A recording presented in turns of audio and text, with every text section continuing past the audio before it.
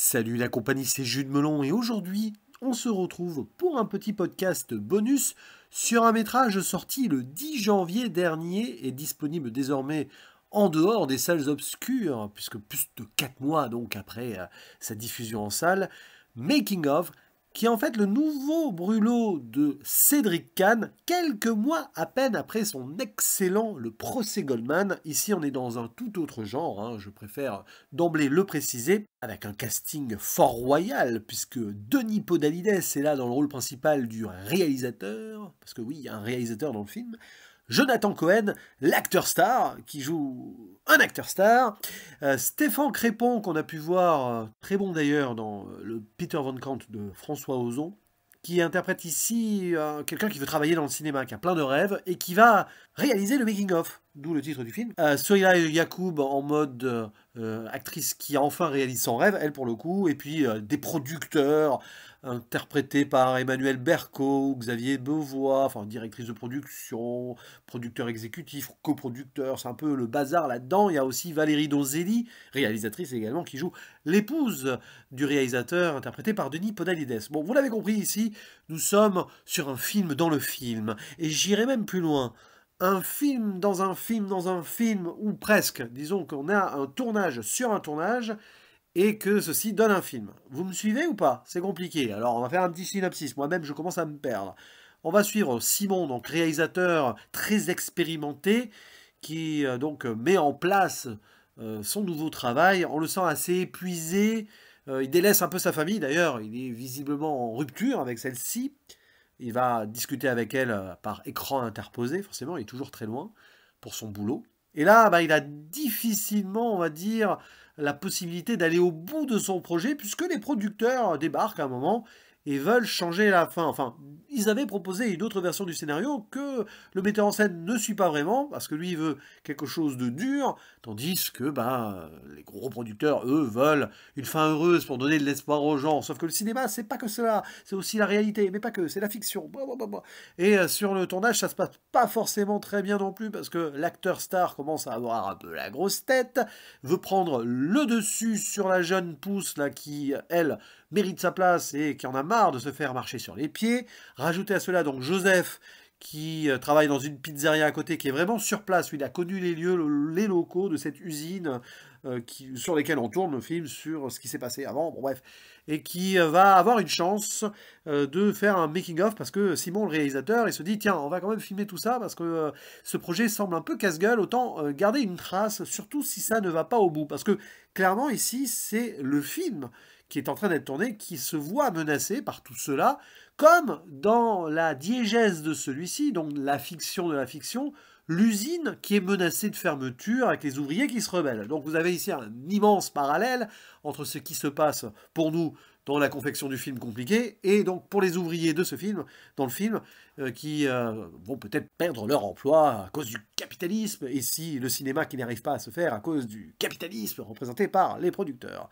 Et c'est intéressant de voir que Cédric Kahn a tenté encore un autre brûlot politique ici, mais différent d'un procès Goldman assez historique et ancré vraiment dans un lieu clos sur un personnage principal, avec les avocats autour bien sûr.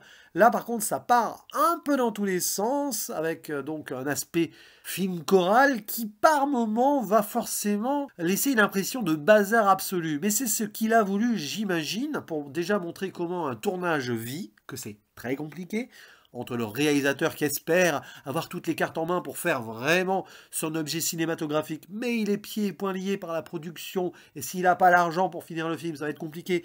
Il doit faire face à cet acteur qui a un petit peu le melon, disons-le, la jeune actrice qui croit mais qui a du mal à s'imposer, parce que voilà, et l'idée de parler de quelque chose avec visiblement des figurants aussi qui étaient vraiment dans cette situation de l'usine, parce qu'on rejoue un quasi-docu-fiction là-dedans. Et ce que l'on voit, nous, en tant que spectateurs sur ce tournage, c'est aussi une forme de docu-fiction. Et ça se répond, c'est en écho, c'est méta. Moi, c'est le genre de film qui me fascine beaucoup quand c'est bien fait, parce que, on va dire que ça fait réfléchir, c'est fascinant, ça montre aussi l'envers du décor. C'est là-dessus, d'ailleurs, que pour moi, c'est quand même un film que j'ai vraiment apprécié, mais j'ai quand même beaucoup de bémols, parce que on sent qu'à vouloir trop en mettre, ça diffuse. Et on perd un petit peu en substance, tant et si bien justement que c'est voulu, mais on n'est pas vraiment certain du ton que le film veut adopter. Parfois c'est comique, notamment avec Jonathan Cohen, parce que bon, déjà Jonathan Cohen, mais en plus il est en mode surjeu de cet acteur qui croit à bien jouer mais qui joue pas très bien. Enfin, il y a toute une histoire d'écho là-dessus. Peut-être même aussi une réflexion sur lui-même. Je dis pas que Jonathan Cohen joue mal, mais parfois on lui donne des rôles où on joue sur le Jonathan Cohen. Et là, il fait du Jonathan Cohen pour un personnage qui n'est pas lui, mais dans lequel on pourrait se retrouver. Et Souhaila Yacoub aussi, hein, quelque part. On la voit, elle, actrice montante, qui tente d'être aussi dans la peau de cette actrice montante qu'elle a peut-être été il n'y a pas si longtemps que cela. Denis Podalides, c'est limite un hommage à son frangin Bruno, qui est réalisateur. Ça aurait été encore plus fort de prendre Bruno Podalides, d'ailleurs, mais bon. Hein. Oui, il y a plein de petits trucs là-dessus. Il y a beaucoup de gens qui sont dans le cinéma au-delà de leur rôle d'acteur, habituellement, là, au casting. Xavier Beauvois et Valérie Donzelli sont des réalisateurs qui jouent un producteur ou l'épouse du réalisateur. Moi, je trouve ça assez intéressant dans le choix, déjà. Mais il y a des petits trucs en trop. Moi, j'aime bien, je suis très touché par le petit naïf Joseph, là, qui voit cette opportunité de tournage près de chez lui, qui veut s'immiscer là-dedans et qui va se voir donner une chance en faisant ce making-of. Mais en fait, si c'est le plus touchant de base, c'est peut-être, on va dire, l'axe le moins abouti. Quand bien même, à un moment, on voit qu'il rêve, il a déjà un scénario, il se rapproche de l'actrice, mais ça fait un peu artificiel dans tout cela. Je trouve que c'est assez mal amené et ça a du mal à se diluer dans le combat là, du tournage et les ouvriers. Là, par contre, ça, c'est du beau ping-pong avec les producteurs qui débarquent à un moment. C'est clairement le capitalisme qui va offrir, on va dire, peut-être des portes de sortie si ça ne peut pas se faire. Alors, dans la, on va dire, grande histoire du film dans le film, c'est on va leur offrir une prime de 100 000 pour qu'ils acceptent que ça s'arrête, la production dans cette usine, tandis que là, les producteurs imposent peut-être une fin de scénario qu'ils veulent avoir pour que le film se continue. D'ailleurs, c'est intéressant parce que c'est presque en écho, oui, mais aussi inversé. De comment on pourrait arriver au bout du combat et faire que ça fonctionne ou que les artistes gagnent, ou les ouvriers, qui sont aussi des artistes de l'artisanat, quelque part, voilà, face au rond de cuir. Et c'est vrai que c'est intéressant de voir même donc à un moment sur ce tournage l'opposition entre les acteurs, artistes et ceux qui sont techniciens par exemple. On n'oublie pas, même s'ils apparaissent vite fait, les figurants qui sont presque dans leur propre rôle. Donc vous avez ici l'éco-réalité fiction et justement on se demande où Cédric Kahn veut aller avec ce film. Est-ce que lui aussi il mélange la fiction dans une réalité qu'il a vécue lui en tant que scénariste, oui, et réalisateur parce qu'il a les deux casquettes ici aussi et comme c'est souvent le cas je crois. Est-ce qu'il a porté un témoignage par rapport à vraiment des aléas qu'il a connus lui-même? Probablement qu'il y a de lui là-dedans. Et derrière, il y a une réflexion dans la mise en scène et le montage, bien sûr.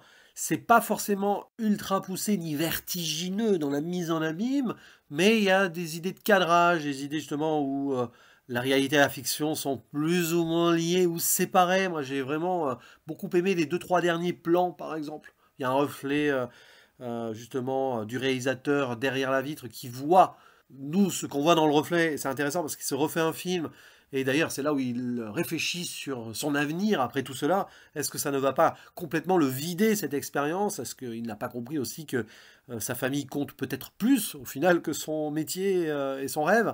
Et puis à côté, en écho, vous avez ce jeune là qui limite laisserait tomber sa famille pour réaliser son rêve.